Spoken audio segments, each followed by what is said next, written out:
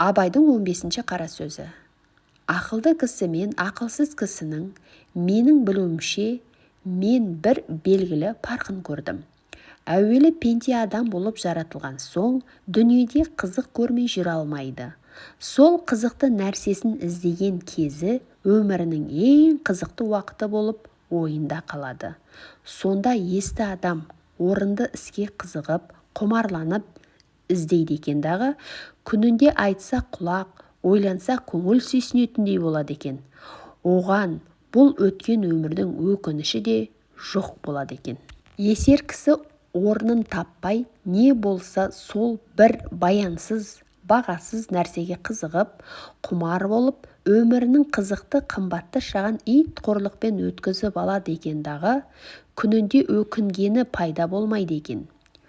Жастықта бұл қызықтан соң және бір қызық тауып алатын кісімсіп, жастығы тозбастай, буыны босамастай көріп жүріп, бірер қызықты қуғандай-ақ мойны қатып, буыны құрып, екінші талапқа қайрат қылуға жарамай қалады екен.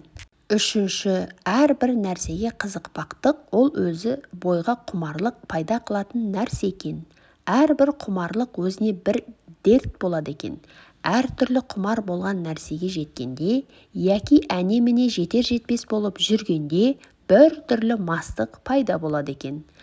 Әрбір мастық бойдан оғатты көп шығарып, ақылдың көзін байлап, төңіректегі қараушылардың көзін ашып, ананы-мынаны дегізіп, бойды сынататындығын нәрсе екен. Сол уақытта есті кісілер үлкен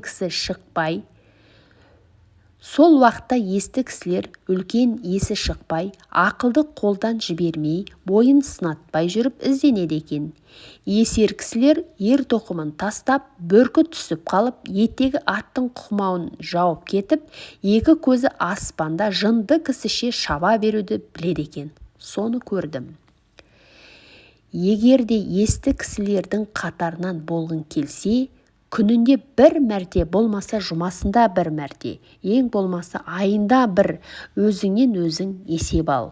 Сол алдыңғы есеп алғаннан бергі өмірді қалай өткіздің екен? Не білімге, не ақыретке, не дүниеге жарамды? Күніңде өзің өкінбестей қылықпен өткізіппісің? Жоқ болмаса не қылып өткізгеніңді өзің білмей қалыппысың?